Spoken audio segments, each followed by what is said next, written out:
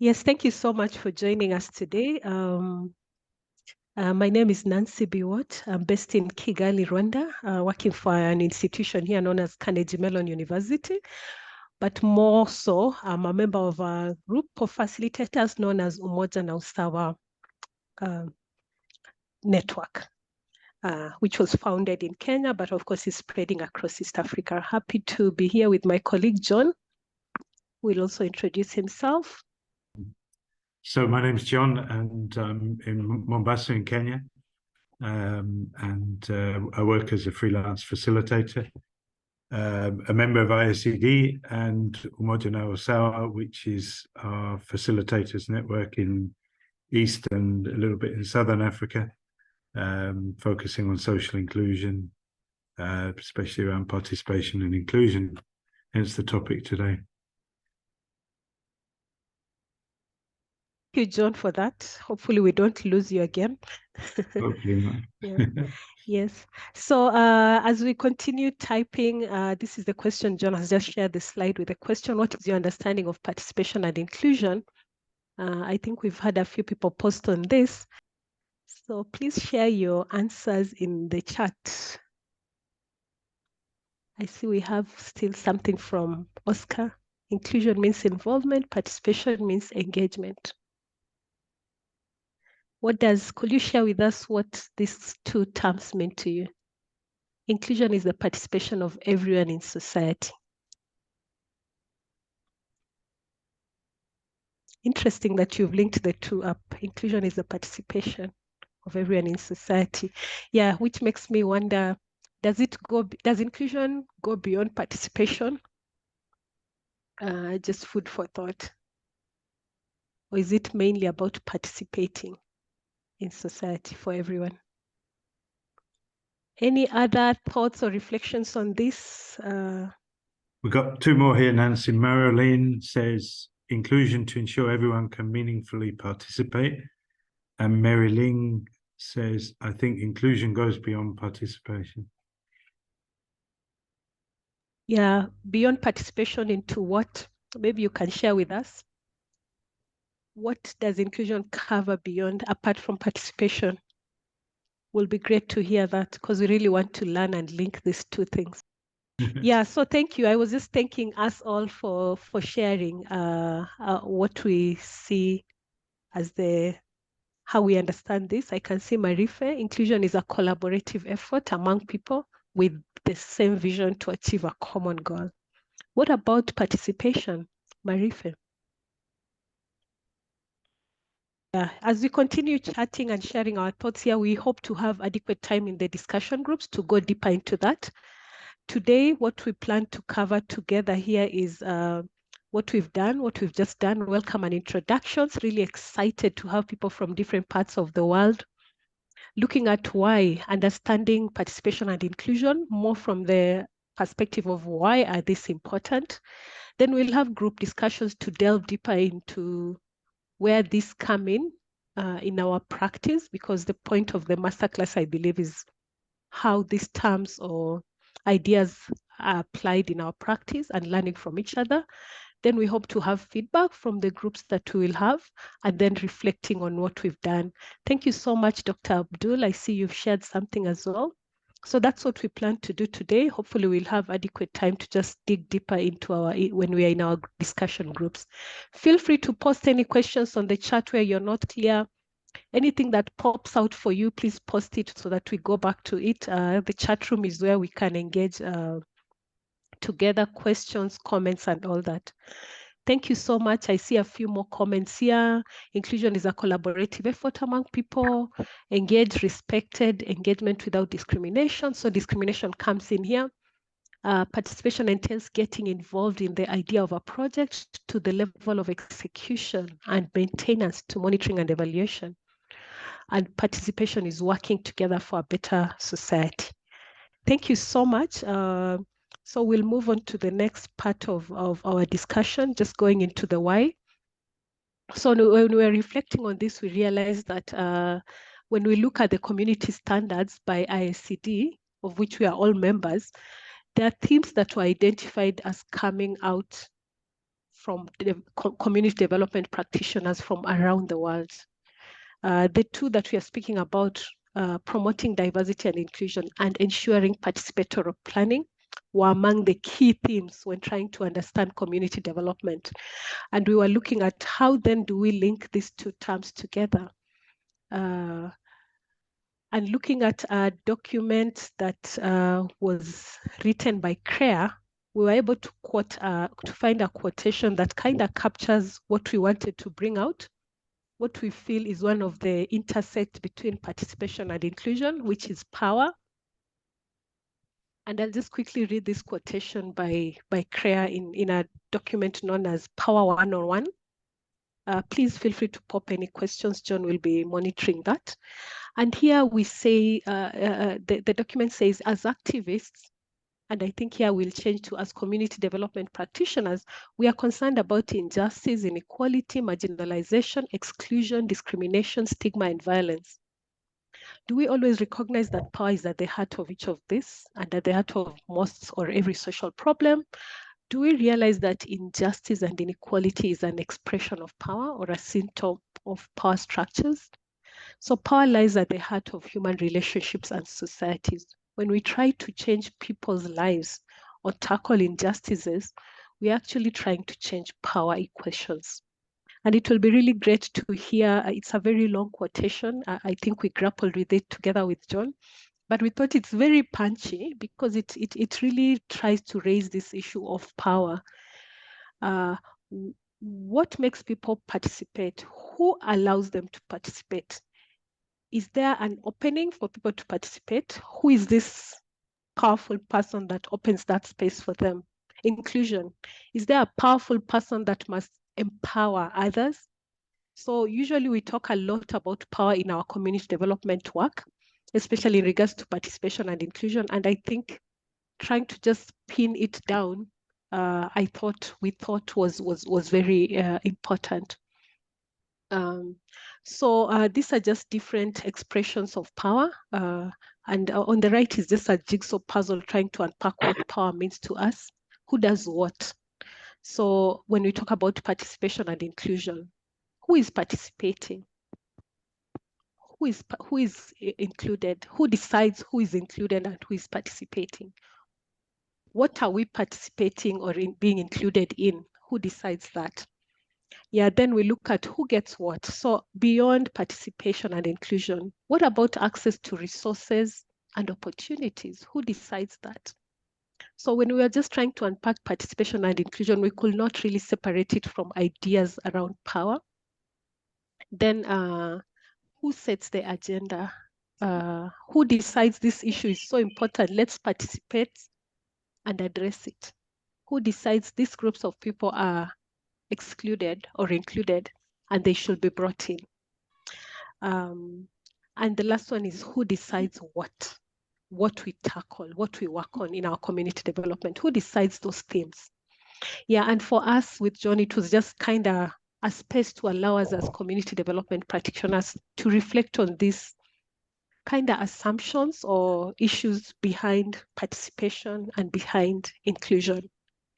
So these four elements are the description of power. Power is about who does what, who gets what, who sets the agenda, who decides what's important and what is not, and who decides what we actually do together. And there are different forms of power and its expressions here. We're looking at visible power, which is the one we are used at, like the president, the executive, the judiciary, the manager. There are very clear forms of power and people who have power over us in our institutions and in our societies. And most of our idea around this power it's kind of linked to domination. One person dominates over that space. And this is what is known as visible power, the power we know and we see all around us. This person is the boss of this. This person is in charge of this. Then power two is about agency, power to do something, power to contribute in community development. And here we are talking about the agency to act or to do something for yourself or for the group you're representing. Maybe you're the community development practitioner. you have power to do some things with a community. And I think some of these things we are just trying to bring that awareness. What do we bring into these spaces of community development? We also look at power within, which is about internal will. And I think that's an interesting one, because no matter how, even within very oppressive societies or communities, there are people who stand out and say enough is enough. And some of it is linked to internal will, some is linked to networks, to family background. So we won't go into the sources of power, but usually you'll find that some people have this power within. We all have it. And we can do something about the situations we find ourselves in. We can choose to, is what I mean. Then power with is power together. It's about collective power, where we can decide as a group to work towards collective good, community development, engaging everyone, ensuring everyone participates, ensuring those who are underrepresented are part of what we are working towards. But I think just appreciating that power with has also been used negatively, right? And that's why it's good to interrogate this power and its expressions, because we know, for example, lobby groups have come out and said, let's fight for example, we've had communities that are really not sure about having coal power or solar energy being tapped in their communities, or conservation communities or organizations.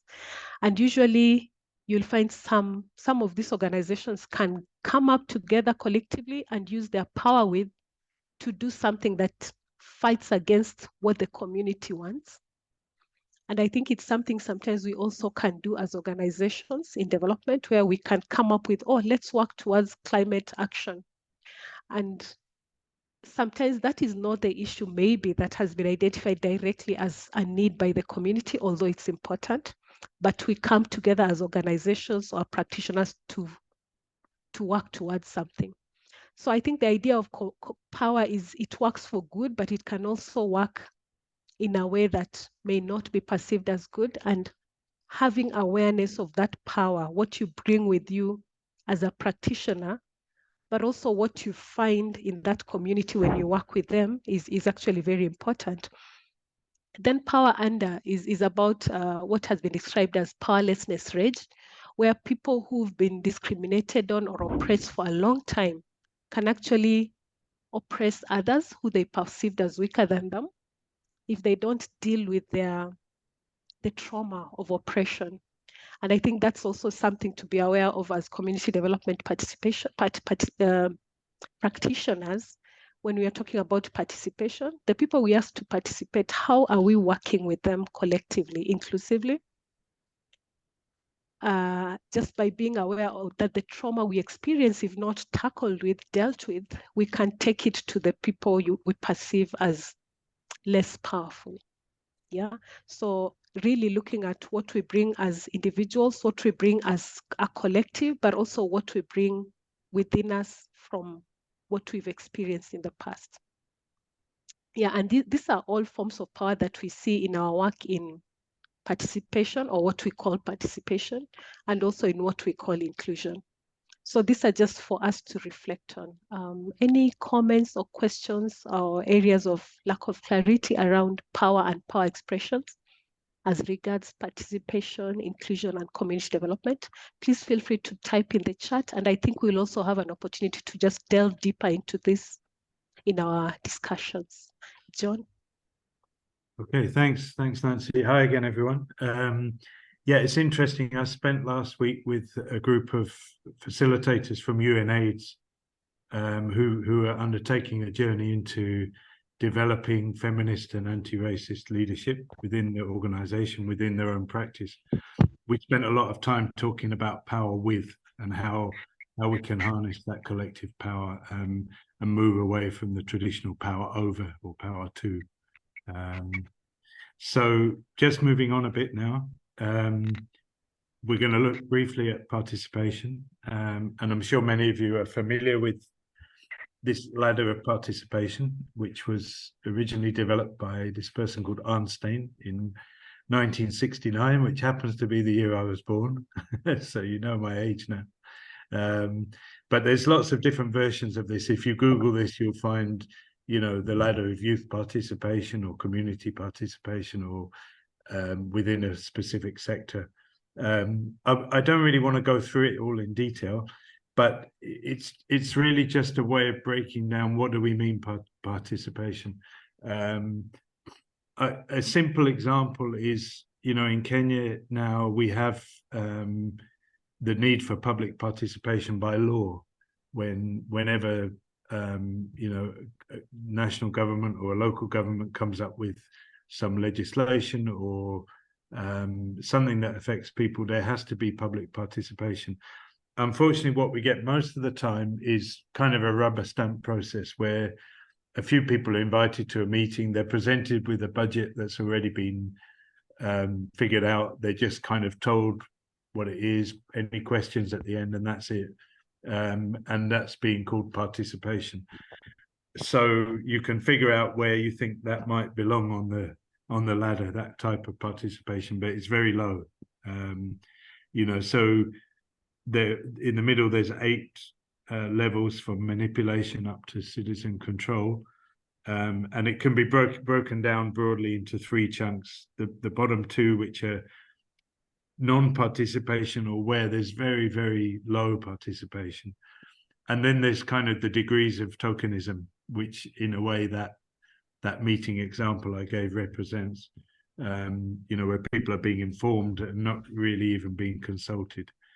And then at the top end, you've got degrees of citizen power, where there is some real partnership, or even ultimately the control of people.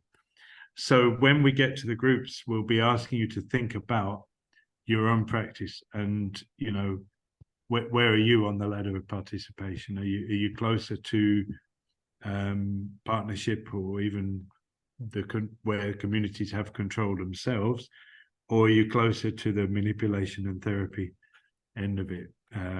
Hopefully not, or maybe more likely somewhere in the middle. So sorry, that's a little bit on participation, and I'm sure this is familiar with many of you. It's a fairly standard model that's used quite a lot. And then the last input we want to give is around social inclusion. And this is a model that was developed in the 70s originally by the Organizational Social Development Consultants, OSDC. And what they tried to do, and there's a whole training process attached to this, so this is really a very, very brief kind of overview of what it's about. But basically, they've tried to break down how people experience exclusion and oppression. So they've looked at people's attitudes, you know, the assumptions, stereotypes, prejudice, and values that we all hold.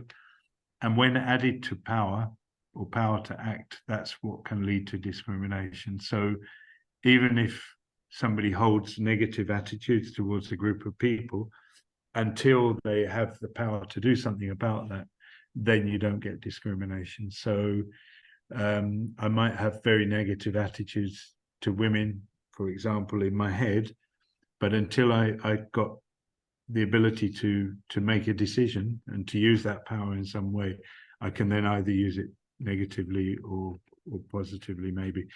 But in the negative case, that's when it's possible to discriminate. Discrimination takes several forms, as we know. It could be direct discrimination, where people really, you know, are told straight to their face, this is the reason that I don't want you involved in something. But more often it's kind of a bit more subtle, and it's unseen, it's hidden in some way. There's also things like harassment and victimization, where people receive kind of repeated forms of discrimination. And the impacts of discrimination are clearly very negative, and they deny people resources, opportunities, and they have a negative impact on whole groups of people in terms of their self-esteem.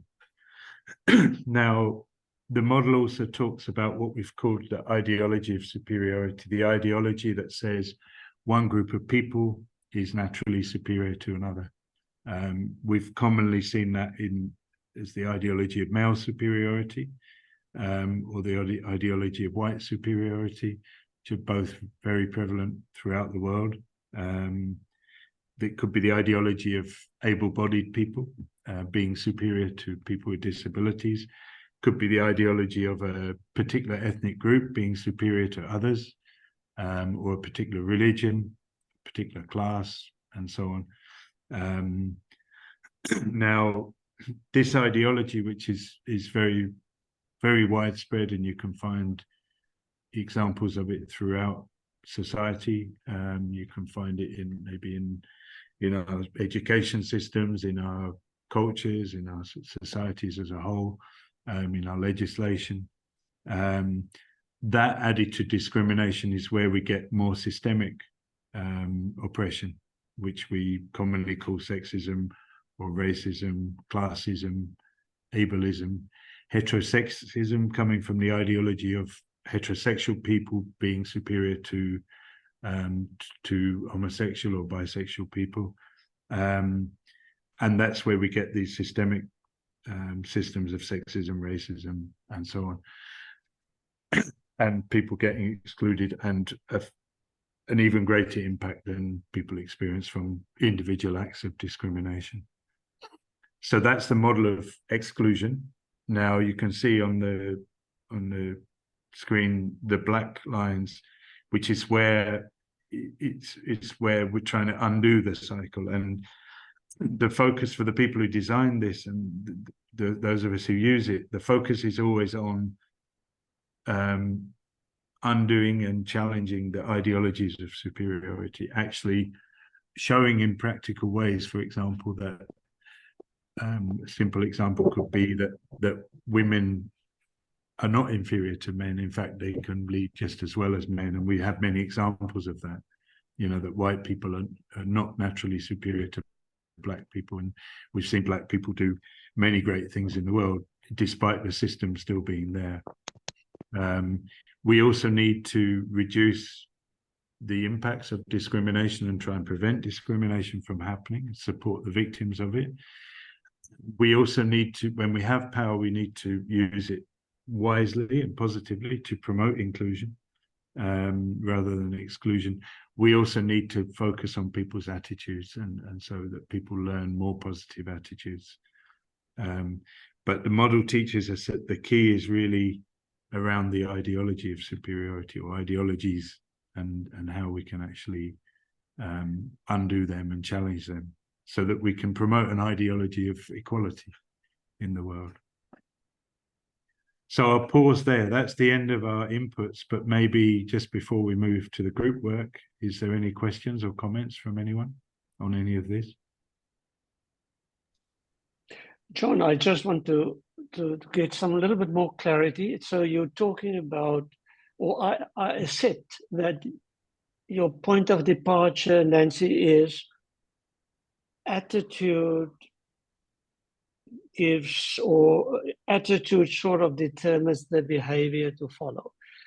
It is not the other way around, or could it be the other way around, that behavior could determine my attitude?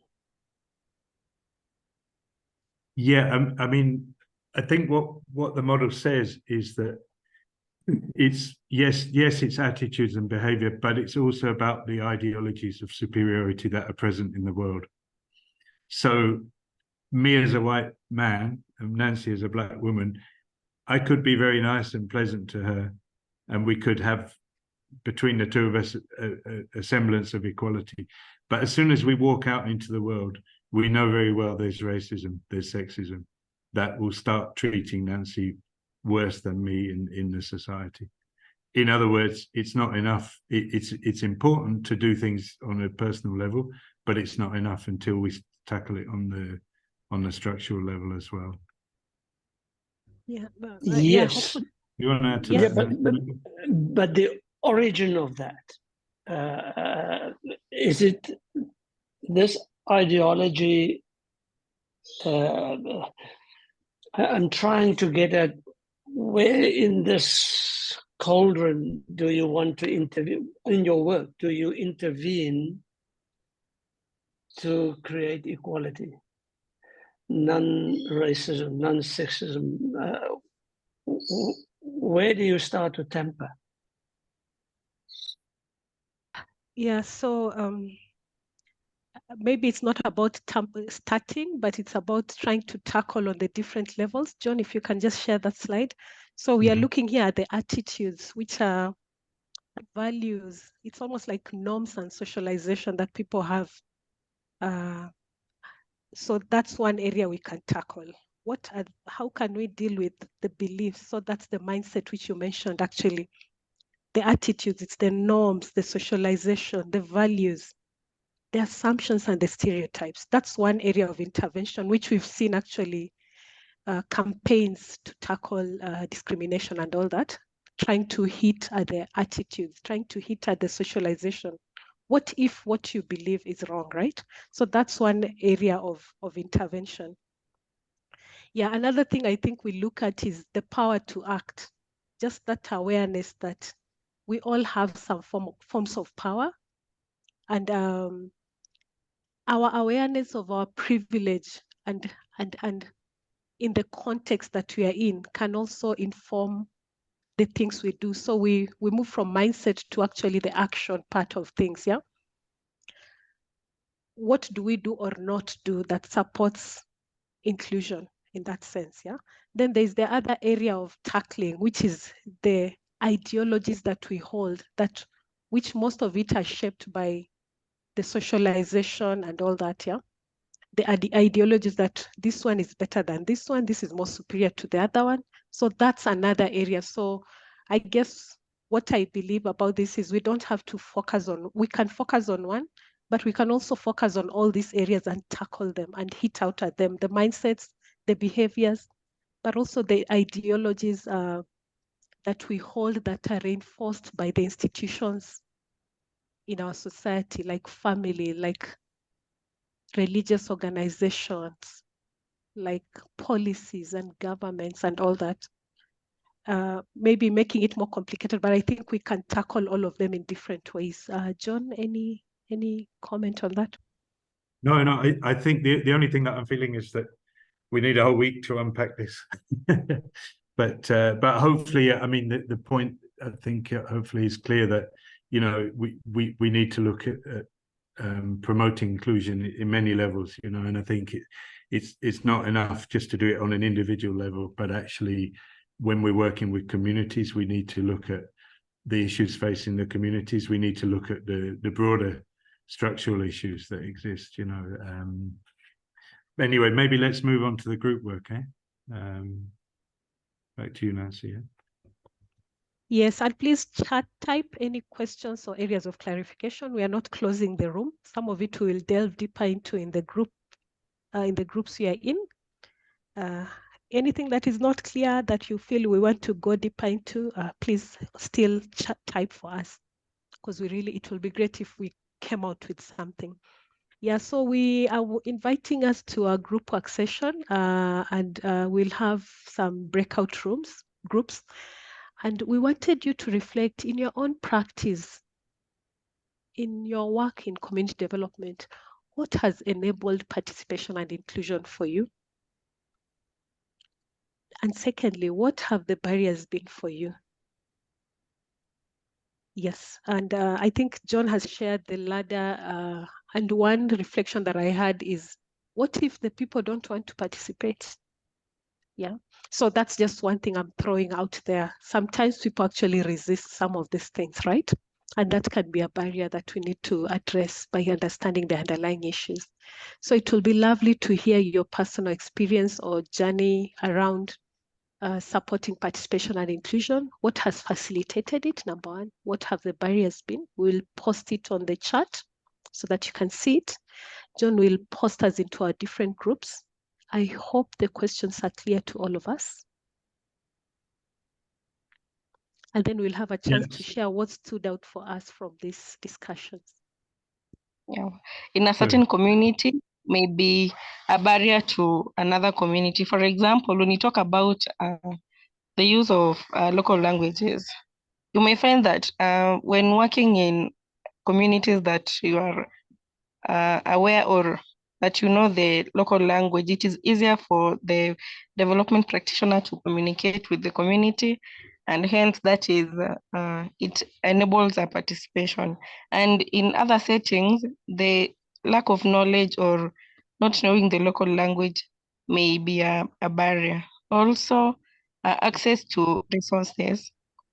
We may talk like we talk of government resources or financial and other resources. Access to these resources enables participation in different ways. Another barrier is poverty and illiteracy. Handling communities or individuals who are in extreme poverty may be a barrier, or there may be a barrier to participation because most of them are focused on maybe, for example, dealing with women, maybe or most of them, they'll be focused on fending for their families. So when you start telling them about, oh, there's a certain project you need to participate, they will weigh the need for them to participate. So it may be a hindrance to participation. Thank Sure. you. Thank you very much. That sounds very comprehensive. Thanks a lot. Anybody else from that group wishes to add anything before we go to the other groups?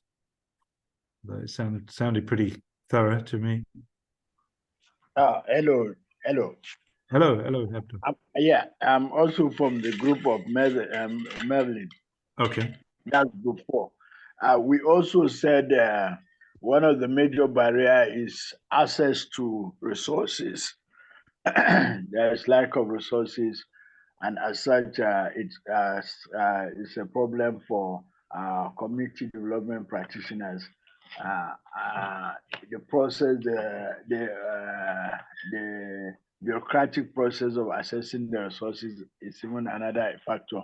Then, in the case of Kenya, where there is heavy rain, at times is a very big barrier for community development and community participation, because assessing the rural areas becomes a very big problem. The bad roads and the rest of them, and the continuous rain again cannot enable people to the movement to such areas. Yeah. Sure. Then lastly, again, the last point I want to mention is that we said in some cases, like in northern Nigeria, a participation of women is being hindered because of even access to even meeting them. Because you can't just go to their house like that without passing through a certain degree of bureaucracy. So it also becomes a problem getting to them. Thank you very much. Sure. Thank you. Thanks to both of you. That's great.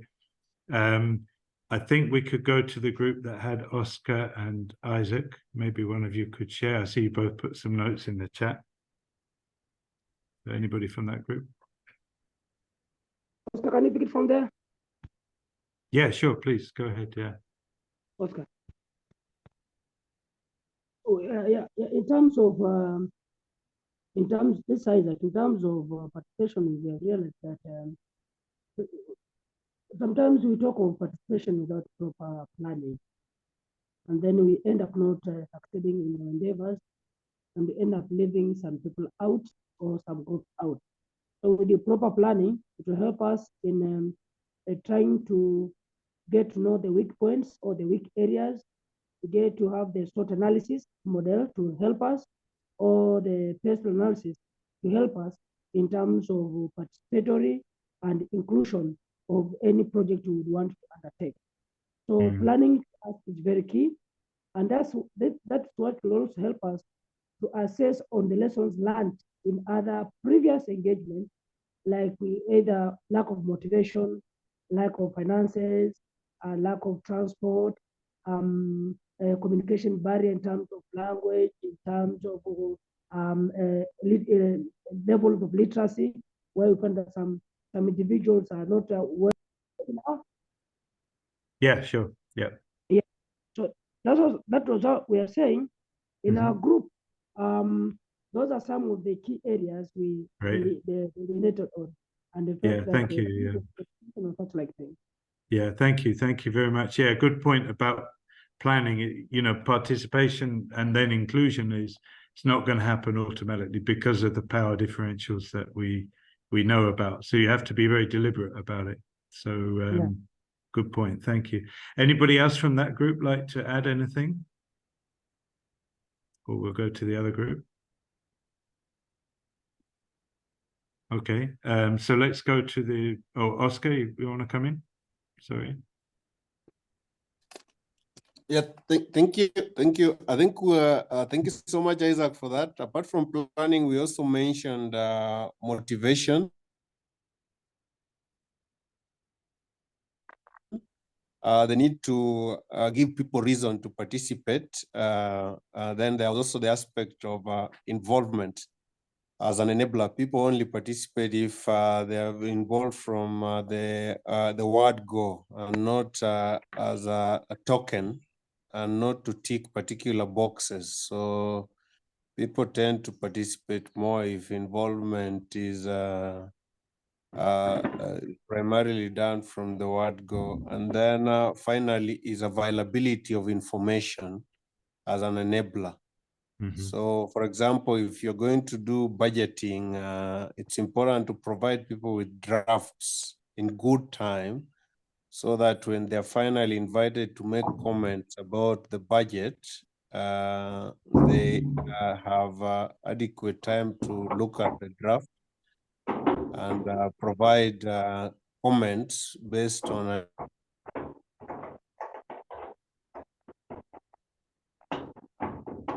I think you got frozen there. But I think the point was well made about having good information and being involved from the start is very key, rather than just adding people in. So that's great. Thank you. A lot of rich ideas from both groups so far. Let's hear from the third group, please. That was Daniel and Mame Loli Marife, and let's see, any of you. Let me mention just a few things, a few issues that were raised in our group, which have of course not been mentioned by the other groups. And the issue is an enabler, having a legislative framework and a policy framework that enables participation and inclusion is important. So that then there's a structured way of people participating, and also there's compulsion, as the cases of Kenya John mentioned earlier on, where the constitution compels that there is participation in processes. But then the issue of a culture of respect of human rights, it becomes an enabler if it can be cultivated. So that then it becomes an imperative that as a matter of human rights, people then participate and they're included in processes. On the barriers, I think what is coming out, the issue of political affiliation can be quite a challenge in quite many places, where if you belong to certain political outfits or persuasion, then that can already start excluding you from some of the processes. The whole issue of hierarchy in the socioeconomic status and all that, and ultimately the power asymmetry in many communities can also become a barrier.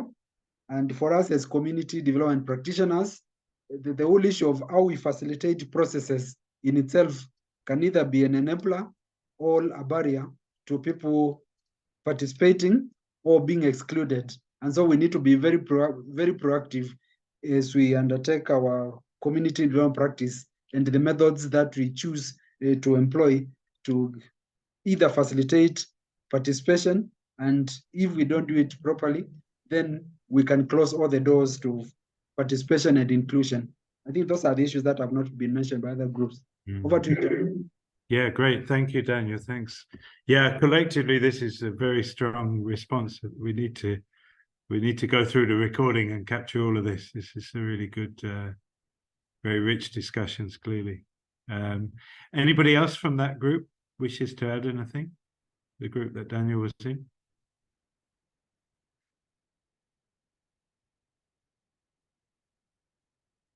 Okay, it seems that you said it all, which is good. So I think just to kind of wrap up this part, I'm just going to put another slide up, which is a very nice quote we found from Lisa Friedman from, I guess, a book called Removing the Stumbling Block. And she talked about when we commit ourselves to making our programs accessible, not just in the physical sense, but by ensuring that each person's participation is truly meaningful, then we can call ourselves inclusive. So it's not an easy thing, inclusion. It's wonderful when you somehow reach that point and you feel that you've achieved it, but it requires a lot of deliberate actions in ensuring there's accessibility of every kind, you know, to make sure that the participation is meaningful. So we thought that was quite a powerful quote to kind of wrap things up with. We're going to share a few resources in the chat just now that might be helpful, and I think we'll probably try and send an email out with them as well to everybody who registered. So please, if you have others, please add them in as well.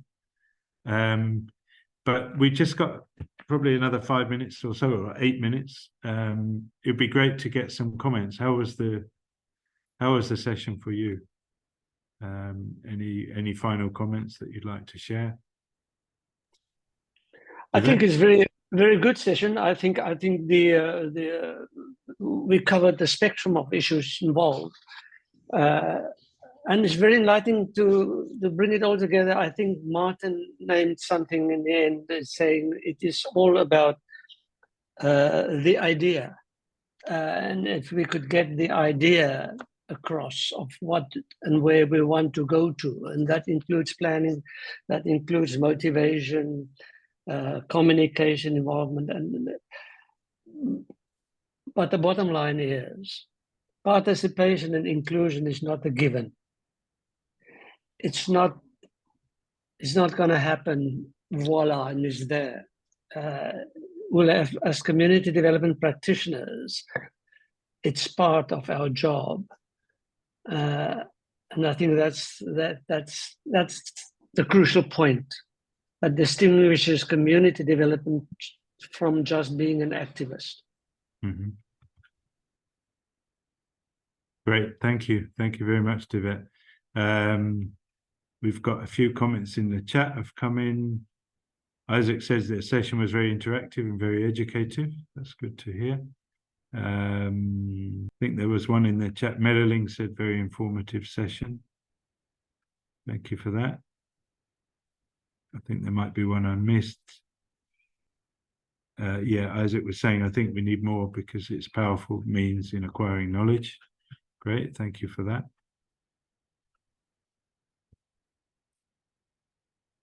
Okay, I've put in a few of the links and there's a document I'm going to attach just now as well. Oh, thanks. Ahmed says, very insightful talk. Thank you. Marifa says, looking forward to more sessions like this. Martha says, I appreciate the session, very engaging and informative. Indeed, we need more similar masterclasses. We were trying to run away from the title masterclass, but I think it's the participation of everyone that's made it into a masterclass after all. Loli says, this session is so important. Thank you. Merci bien, Loli. So from me, thank you very much. It's been a pleasure. I've enjoyed it, and I'm sure Nancy did as well. I'm sure she'd be saying that. There's a lot more, of course, and I think one of the ways is through the network that we have in IACD is, you know, people are constantly sharing ideas and information and resources, and we're always having interesting sessions. So I think that's one of the ways that we can keep motivating and supporting each other. But I'll hand back to Daniel to wrap up for us. Thanks again. Thank you so much, John and Nancy was run to take care of other urgent business. and appreciate all the support. Can we give a round of applause to John and Nancy? Yeah, we have come a long way and appreciate. Well, it's a master class because we are all masters, Nancy and John leading us. And this is a forum where we are all equals and we sharpen each other. And I continue to invite any of us just to volunteer and lead in the process.